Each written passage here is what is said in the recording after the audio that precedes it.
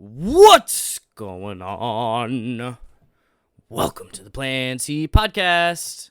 Here coming at you with an episode today. Got a nice little sports preview. I figure sort of get back into my roots. So I got an NFL preview for the season coming up. We recorded it last week. It's going to be epic. Going to have that for you. So what? Today is Thursday and it's coming out tomorrow. So tomorrow is the 11th. So happy 11th, everyone. Hope you're doing all right. As always, if you are not, please make sure to like, share, subscribe. We are on YouTube. We're on Apple. We're on Spotify. We're all over the place. Tell your friends about us. Check us out on Instagram. Check us out on Twitter. Plan C Podcast. Should be easy enough to find. Shout out to everyone who hit me up about the first episode coming back and shit. That meant a lot to me. Just that, so many of you listen to this and like it. And yeah, so I appreciate that. That made me feel really good about just bringing sort of reviving Plan C. Well, it wasn't dead. It just wasn't active. Anyway, neither here nor there. Hope everyone's having a great day. I think I said it earlier, but AJ hopped on. You might know him from previous podcasts. Great guy. Suffering Indianapolis Colts fan. Sorry, AJ. Hope Jonathan Taylor gets sorted out. Anyway, thank you everyone for listening to this episode. Appreciate you. Hope you're doing well. Enjoy the listen. And yeah, thanks, man. No problem. I still got Plan C. Ladies and gentlemen.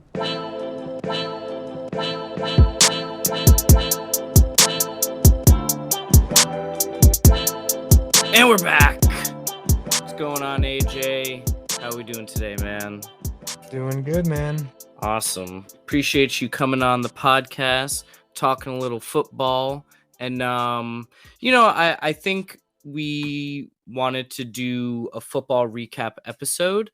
And there's just been a lot of drama, specifically with the Colts recently. I don't know. I feel like that's kind of a good reason as well to have you on, because you are very familiar with that team. That is your team. And I know we wanted to start off with how your team is doing, not just specifically the Colts, but that was kind of the thing. So yeah, man, what the hell is going down in Indy Town?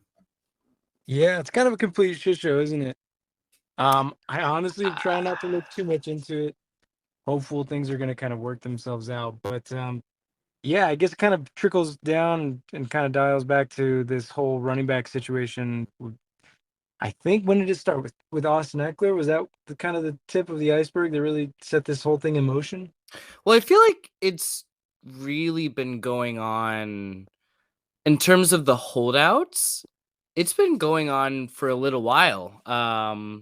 Because I remember Kamara, Saints fan, Alvin Kamara sat out before we signed him to a long-term deal.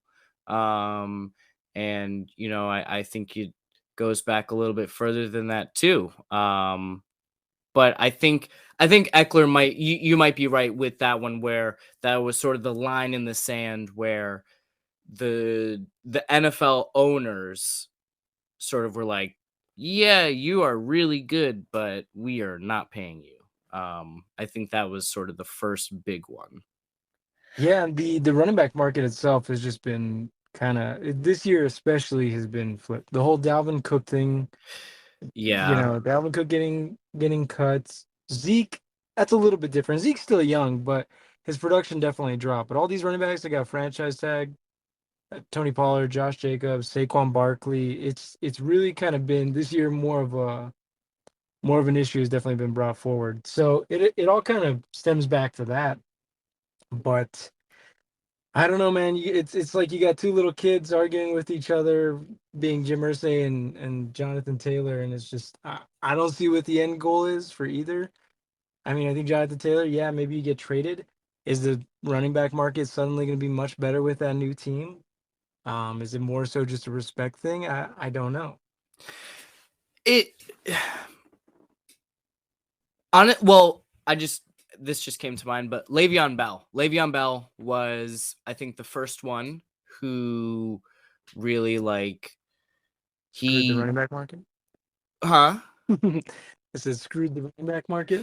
Well, I mean, he turned down 15 mil a year annually, sat out a year because he wanted more. I'm not gonna say I never want to shit on somebody for trying to advocate for themselves, but in the long run, was that probably a bad decision that has now, in a way, affected the long-term view of running backs? Maybe, because you had Pittsburgh who, I don't know how seamless the transition was, but I don't know. I don't feel like they missed Lev Bell all that much. Right? I mean, that was the year where James Conner stepped in and immediately played it- pretty damn good when this yeah, happened. Right? exactly. And I think you look back at it, and Le'Veon Bell even said himself, it came out recently, that he regrets sitting out that year. Yeah, it's so it's freaking weird because, and I don't want to get roasted for this because this is simply it is similar, not the same, but specifically with the Colts and Jonathan Taylor, it reminds me a lot of sort of the Nets Kevin Durant situation where he wants a trade, but the trade market is just so fucked that he can't really leave because you're not going to get the value, and you're not going to get the value you want, but nobody's willing to even give you a percentage of that value. So it's fucked. I will say this. I know the Saints are paying Alvin Kamara a lot right now, but I'm so happy we're not dealing with any of this drama. Holy shit. Well, I was too, man. This running back thing has been going on for, since before or around the start of with Austin Eckler. There was the running back Zoom call.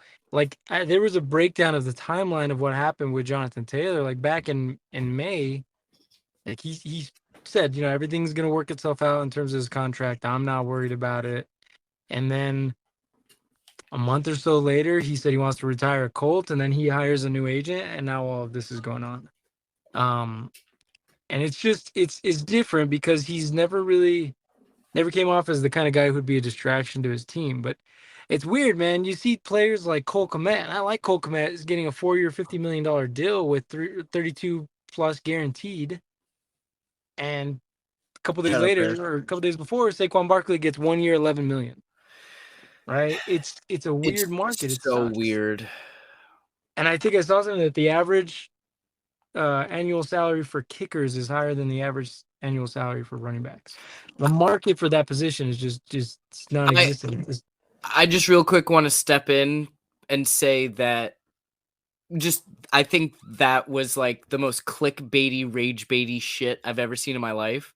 Because while I definitely agree that running backs need to be paid fairly, there are also like 3 to 4 running backs on a team and only one kicker. So I think it is the salaries are a lot more diluted, just specifically for that one thing. That one stat was made for clicks, and it pissed me off to see that because it was like, it's this true, is but I mean, compared to other positions too. no, for sure. Like like wide receivers, for instance. Yeah, Like punters are maybe the only position paid less, maybe.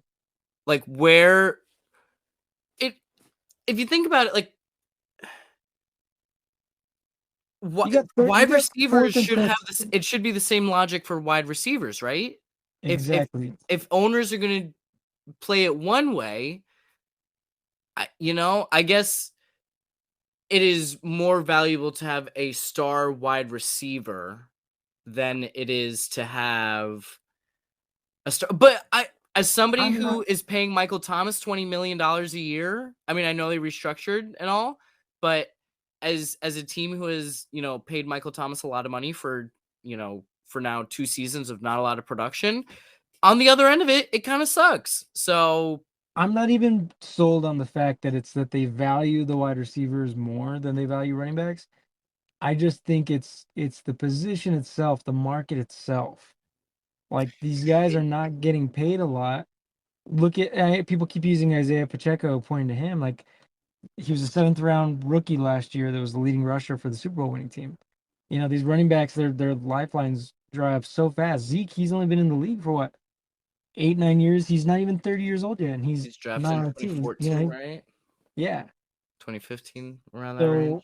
it's just the lifespan for running backs, right? We've always heard that it's much lower than other positions typically, and they're just seen as you don't have to find a star running back in the first, second, not even third round. But the way that it's being handled for the Colts sucks. And I feel for the running backs because I do think that their position is getting kind of screwed with the franchise tag, especially, right? You could, if you're a first round running back, you could be stuck with that team for 6 years before you ever are able to really get a full time contract, a huge extension. And And in by six then they're gonna years, be like, you're well, done. you're 26, and those two ankle sprains, or Exactly. yeah. But at the same time, the Colts, it's a weird position because the Colts were dog shit last year. They rebuilt. They have a new head coach.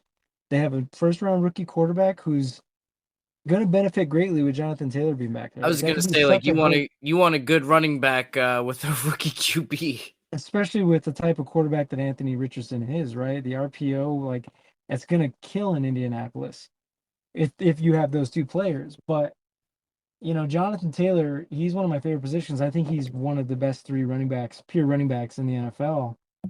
And he was not, he had a down year last year. He missed a ton of games. He was not as effective as he was the year before. Why, I understand why needing to get paid, and I hope everybody does get paid, right? I'm usually never against anybody getting paid. Right.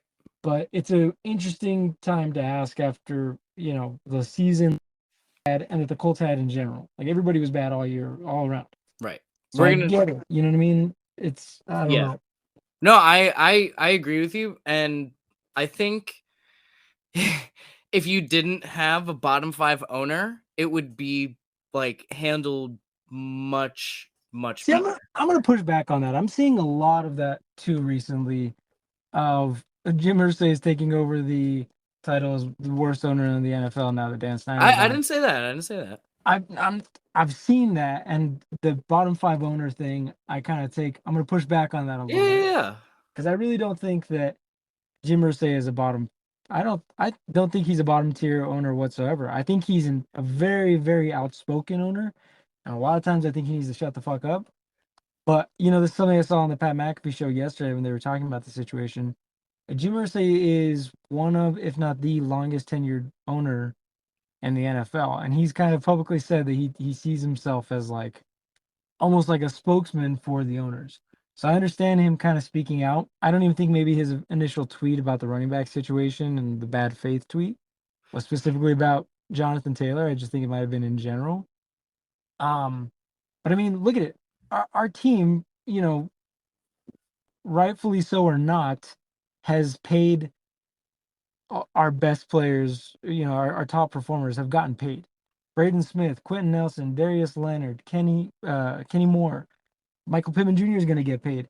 Shit, Andrew Luck got paid the year he retired. They let him keep $26+ million that they could have easily recouped. You know what I mean? Like he's definitely a player's owner in terms of that. So it's weird that this situation is kind of unfolding how it is. It's just I think it's all shit timing for every single side. That's fair. But it's stressful, man. I just bought a Jonathan Taylor jersey. I'm very bummed out. I think the Colts would be You have jersey insurance? okay. I don't even know about that. I would hope. Give me one of those new Midnight Indiana jerseys. But no, I think they would be okay, right? It's gonna be a rebuilding year regardless. But Jonathan Taylor is a game changer. You look back 2 years ago before he was injured on a shit team with Carson Wentz, he was an MVP candidate. Like he's a guy you want around for the long term. Like he's a generational talent, in my opinion. No, yeah, I definitely agree. So you are happy with how your team is doing overall? Well, I think it's it's always something with the Colts. Right. Just yesterday, our backup running back who's been taking the RB1 spot, Zach RB1 Moss snap. broke his arm, right? Exactly. Yep. So now suddenly we're thin. The player with the most carries on our roster in the NFL is Gardner Minshew. Right. So, Oh God. uh, all of a sudden we're kind of in a shit situation. Like, I don't know which side that worked out for worse, but now all of a sudden the Colts don't have a really kind of premier running back. But if you're going to do that, maybe this is the year to do it, because Colts are not going to be a good team next year. I think I'm okay with that. I think the Colts are okay with that, right? They're playing the long-term game with Anthony Richardson with that team. I don't know, man. I don't see the end game. I think things might work themselves out. We've seen things similar work themselves out. Danielle Hunter, most recently with the Vikings, had a pretty ugly dispute. He just signed an extension. Saquon Barkley made it work for at least one more year. Austin Eckler requested a trade. He's still around, so I have a little bit of hope that it'll be okay. But I don't like the attention that it gives the Colts overall. Yeah, no, I got you. Just moving on, quick little bit about my guys in the South. I'm trying, and I mean this in the best way. I'm trying really hard to be pessimistic about this season, just in terms of like just trying to find ways in which we will not succeed. And, you know, each time I'm like, oh no, but the offensive line, like, we're probably still kind of weak up front. And it's like, well, yeah, but we also have some of the best offensive line continuity of the past 5 years. You know, Ryan Ramczyk, Cesar Ruiz, fucking Andrus Pete. I know he's injured a lot, but hey, he's in there. Those three guys have been together for a while now, and I don't know. That's big stuff. Of course, big man from Texas at center, and people love to shit on Derek Carr, and I hate I hate that it's come to this. I really do, but man, just like when Derek Carr has a good team around him, if he just has to be just a game manager, man, he can get some shit done. And the defense was already great last year. I know we lost some pieces. We lost some pieces to Atlanta. We lost some pieces just within the division in general. That's okay. I think we still have Cam Jordan. We have our first round pick is playing DT. We have Carl Granderson. There's still a lot of depth there. Linebackers are still great. I don't know. I From an outsider perspective, I have so much bias towards the Saints because I'm like, oh yeah, like they'll definitely perform at the same level as they did last year on this regard and definitely improve here, because we all do that. What do you think about some of our moves? It's interesting. I personally do not. I was a huge fan of the Brian Brzee pick. I think he'll be pretty decent. But it's a similar approach to what the Niners had done for quite some time, and it worked out for them. Just spending a lot of your high draft picks, your first round draft picks on Just on stack the defensive line, on baby. defensive linemen, right? And just have Um, just menaces up front. I kind of love it. I'm a believer in Derek Carr. I think he's a pretty dang good quarterback. I don't think he's great. I don't think he's phenomenal. I don't think he's going to drag his team to the playoffs. But like you said, if he has a good team around him, I think he can be successful. Do I see the Saints as that team? I don't know. I don't have huge faith in Dennis Allen. Oh, Michael that's Thomas. I yeah, that's the one. Michael Dennis Thomas Allen. has been a disappointment ever since he got paid. Outside of him, I mean, who are your top receiving options? I don't think I there's mean, much. Chris Olave. Come on now. I take that back. I do love Chris Olave. He Rashid played good last year. Rashid Shaheed.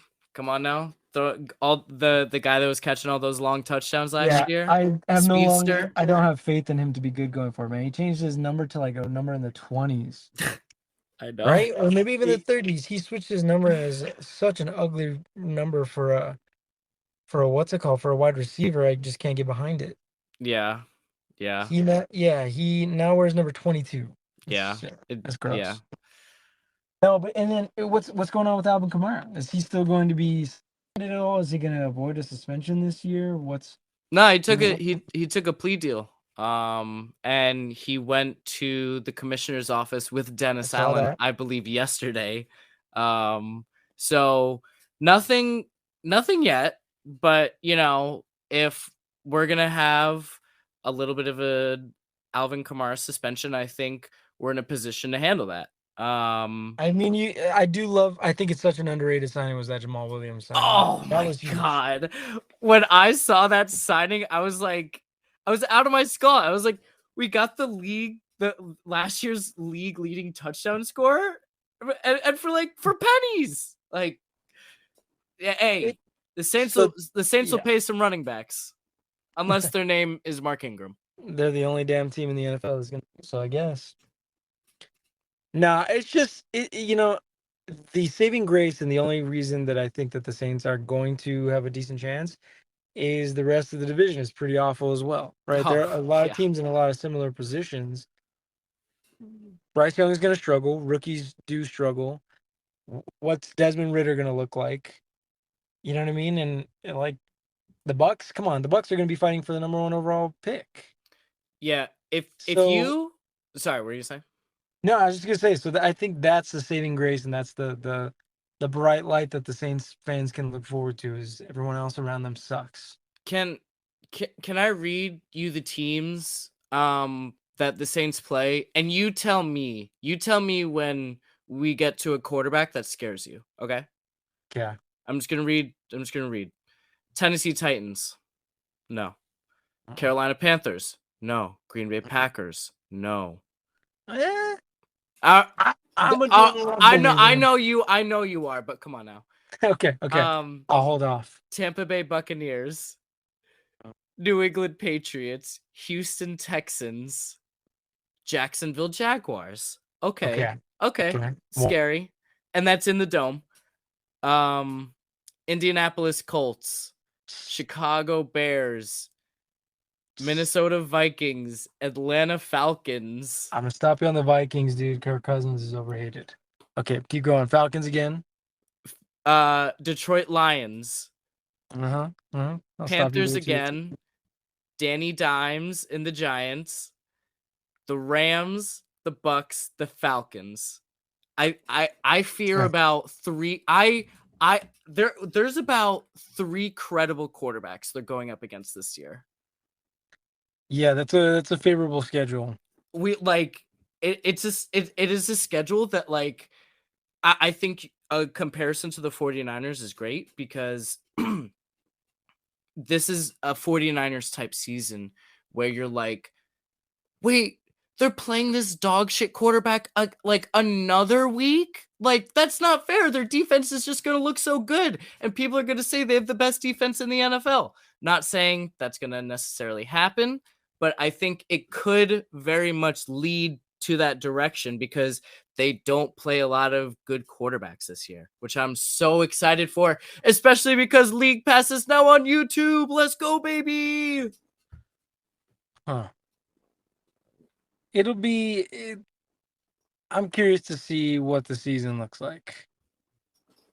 It's gonna be an interesting division. It'll be a very interesting division. Definitely. Any of those, anything can happen. We saw it last year. There's some weird stuff. Desmond Ritter could take off. Baker Mayfield could revive his career. Who knows? That would be hilarious. Who knows?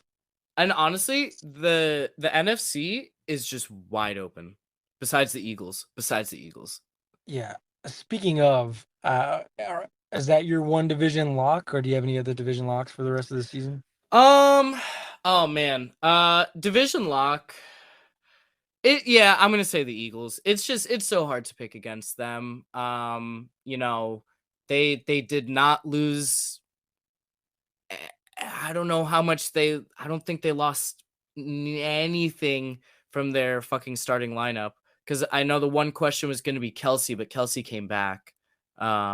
They lost some pieces on the defensive side, but they plugged them up pretty uh, nice. They oh, lost oh Devon yeah. Hargrave. Let's sprinkle in some fucking Georgia spices in there. Jesus Christ. Exactly. They were able. I think they did a phenomenal job plugging up the holes that they lost.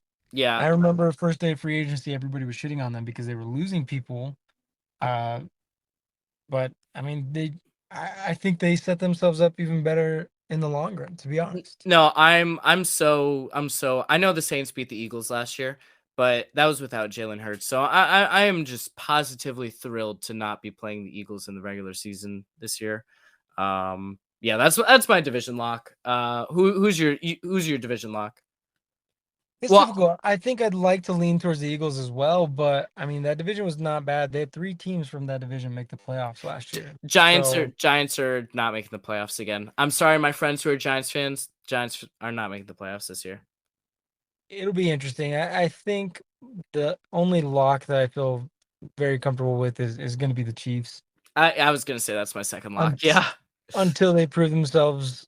Until any other team in that division proves themselves. I don't see anybody taking a step. I think some of those teams could improve, I but I don't think significantly enough to knock the Chiefs out of that top I spot. I don't think the Broncos are gonna make the playoffs. Um, yeah, I don't think they're better than the Chargers, and they're certainly not better than the Kansas City Chiefs. And we don't even talk about the Raiders. No, absolutely. Oh, Jimmy Garoppolo and fucking Josh Josh McDaniels. McDaniels is so scary.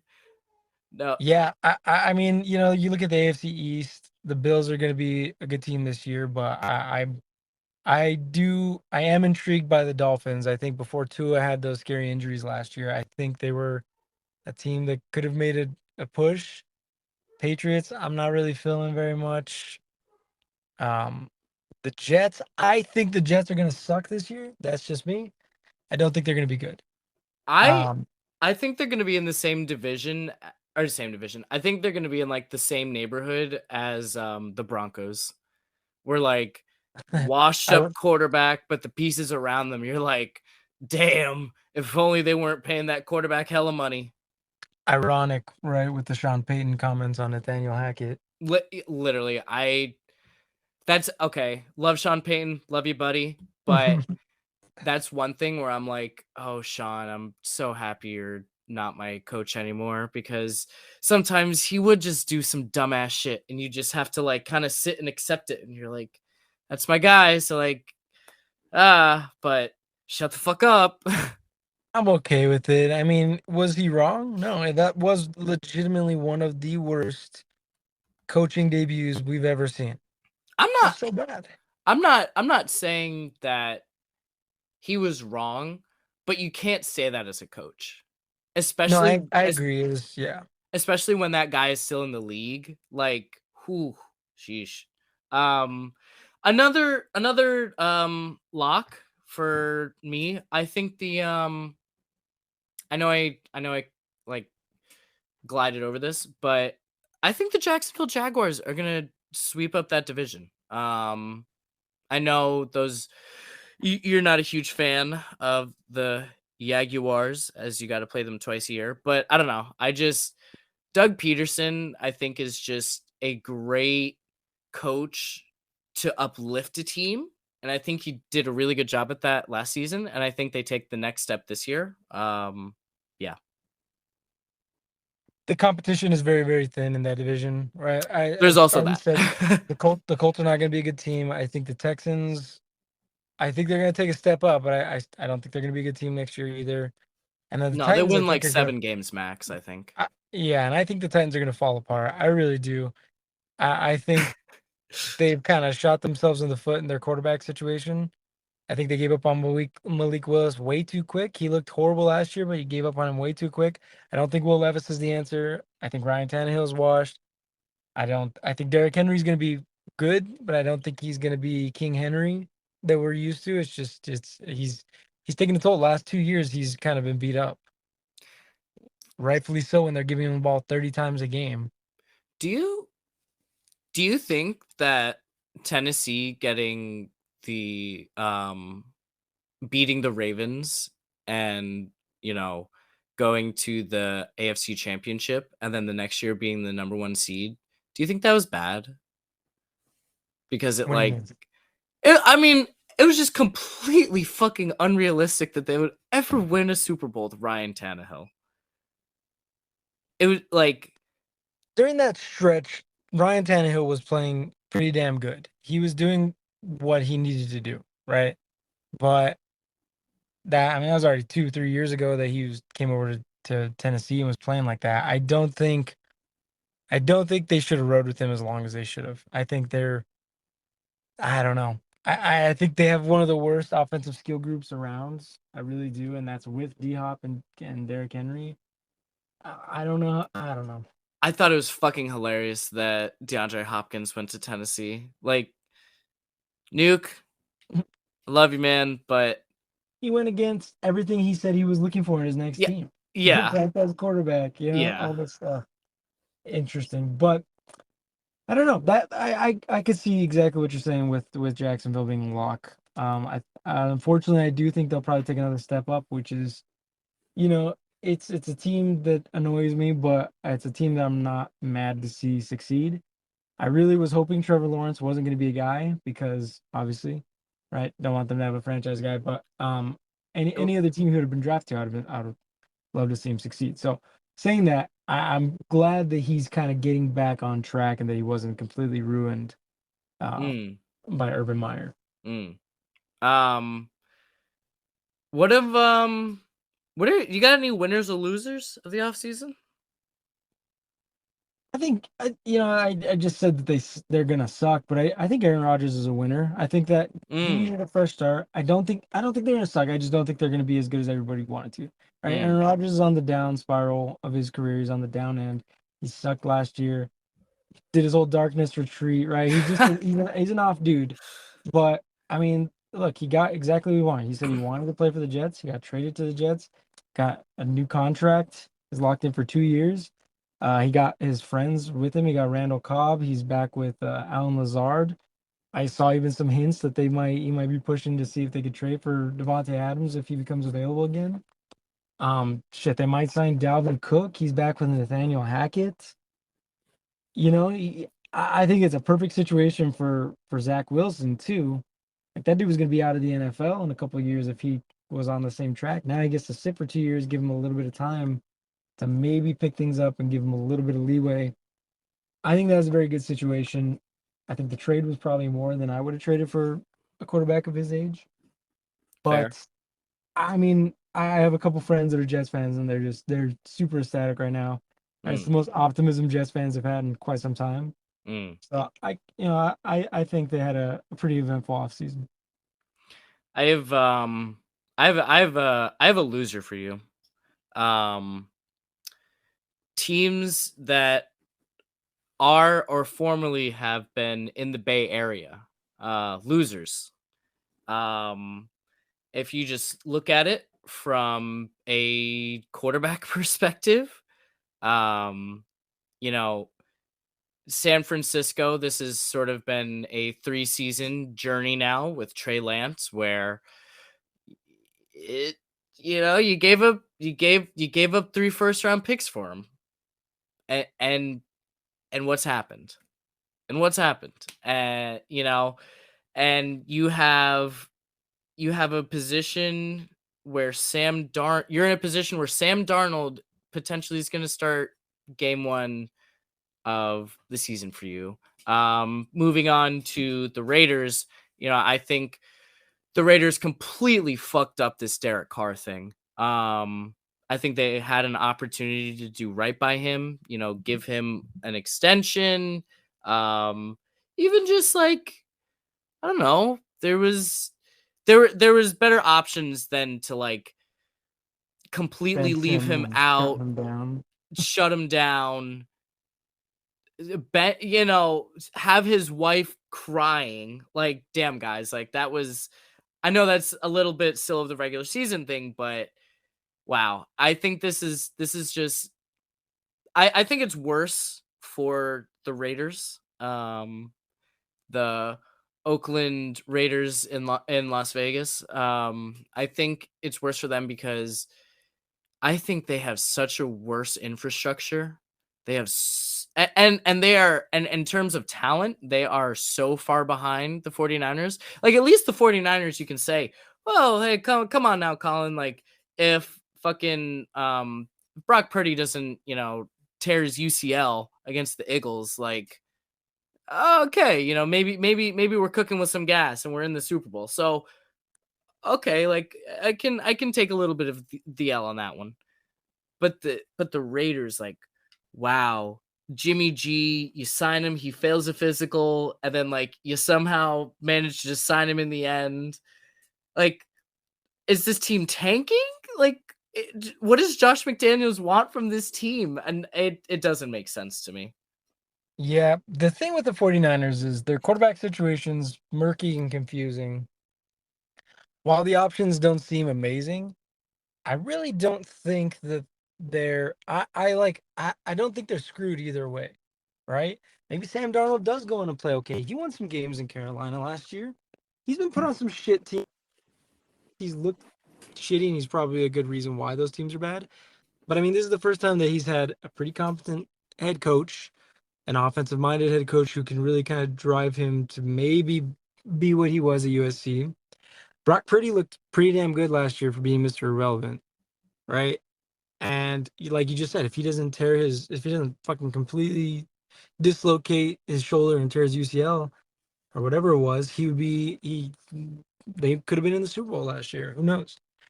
Um, I do think the whole Trey Lance situation is pretty bad, though. I mean, they gave up so much to get this guy, and there's a good chance that he doesn't start more than 2 games. I mean, I've seen some clips from training camp.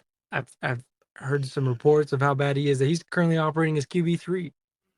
You know, and I was a big Trey Lance guy when he was coming out of the draft. So that's not good. That's not fun. I think, like you said, the 49ers have such a good infrastructure that I think they'll be okay regardless of what happens at the quarterback situation, as long as they're not forced to start someone like Josh Johnson again. They might be okay.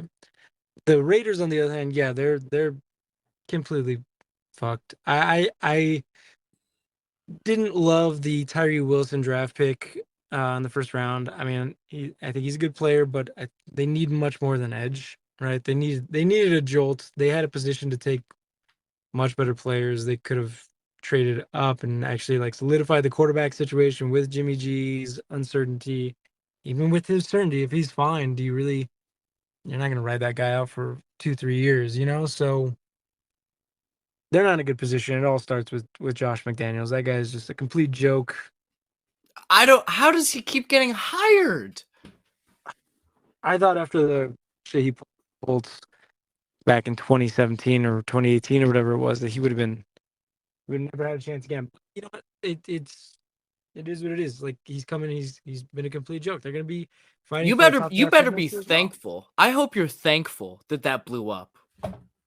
Yeah, I wasn't a huge fan of him from the get go. But after he pulled that shit, I was very happy with Frank Reich, and I still think Frank Reich's a good head coach. I think he'll do pretty good in Carolina eventually. But yeah, I'm not too sure what the game plan was this offseason with them. Can I take just about one more second to poo poo on the 49ers? Poo poo on him. Go for it. Okay. So, and you know what? I'm gonna throw the Jets in here too. So in the 2021 draft, um, obviously T Law goes number 1, and Zach Wilson goes 2. So like, with context, this was a 2-person draft. Like, that's what it was rung up as. The media grabbed a hold of the Zach Wilson thing and they ran with it like 2 months before the draft. So the Jets weren't going to go in another direction. And then it gets fun, because then the 49ers draft Trey Lance with the 3rd overall pick. Here are some of the players selected after Trey Lance was selected. I'm just going to read straight down. You tell me until we get to somebody that you don't know or would rather have Trey Lance. Kyle Pitts, Jamar Chase, Jalen Waddle, Penei Sewell, J.C. Horn, Patrick Surtain, Devonta Smith, Justin Fields, Micah Parsons, Rashawn Slater, Elijah Vera Tucker, Mac Jones. Like, what the fuck? This might be an all-time level draft just with the star level on this fucking on these selections. When And you look back at it, yeah, it's pretty bad. it's so bad. I thought that and I told this to my dad because he's a big Niners fan. I thought the 49ers were making a mistake by giving up so much to get Trey Lance and sitting him for a year. I think that's beneficial, and sometimes it can be beneficial to have a rookie quarterback sit.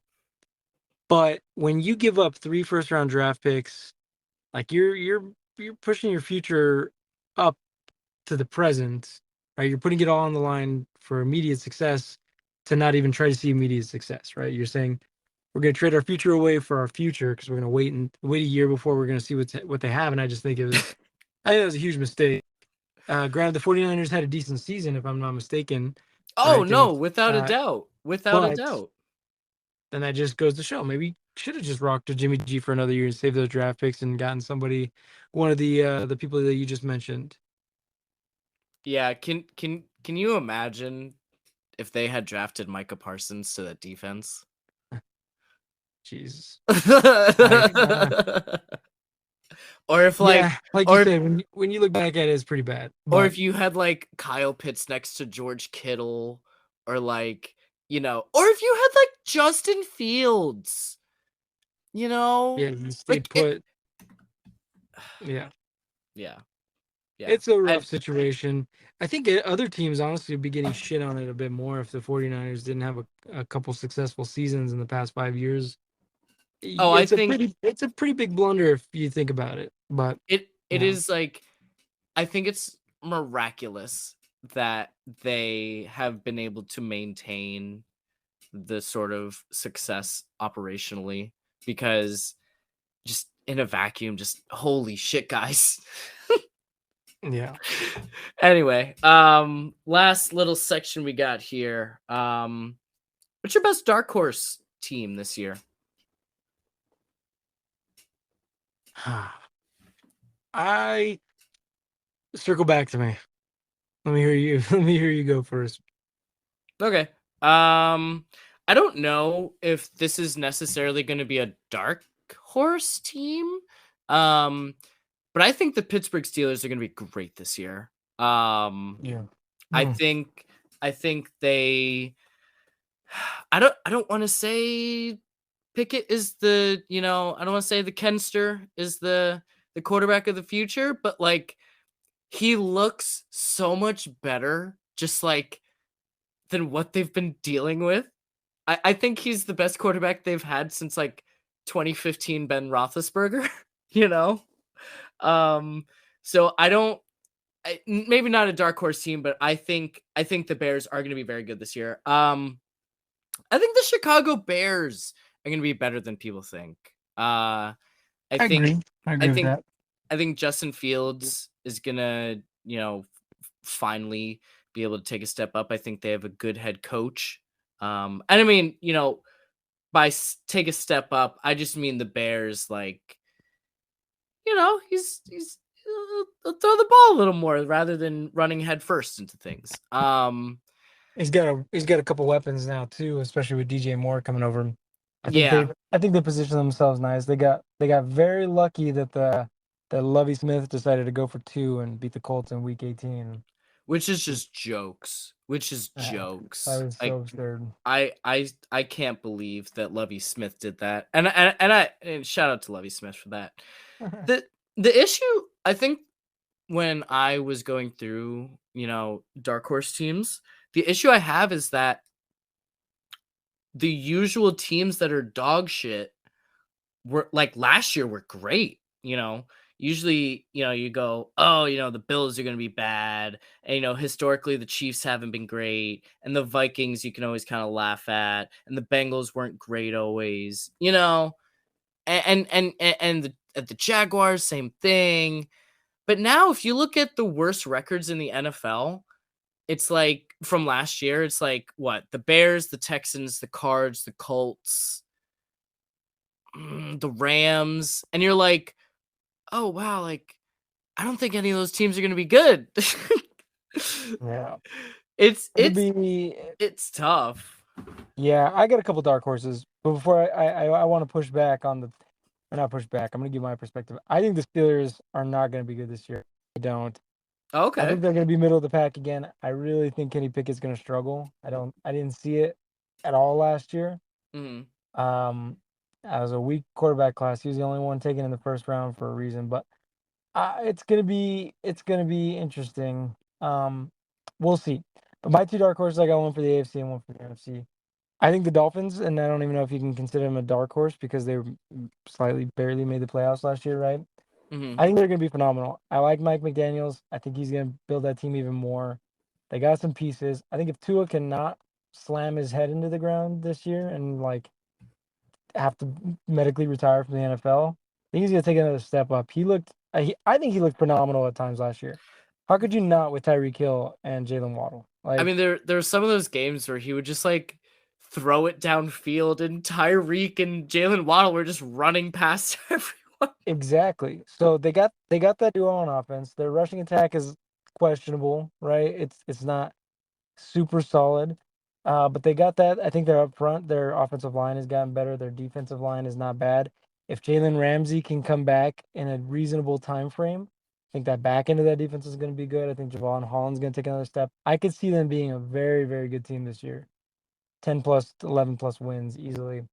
Um, No, I'm 100% on. I think people are still not sold on Tua. That's which I don't understand. I mean, Well, I think the pieces around will elevate the team even without Tua playing all that much. they actually have a decent backup quarterback now. Got Mike White. Yeah, He needs to step yeah. in. Creator of White Lotus.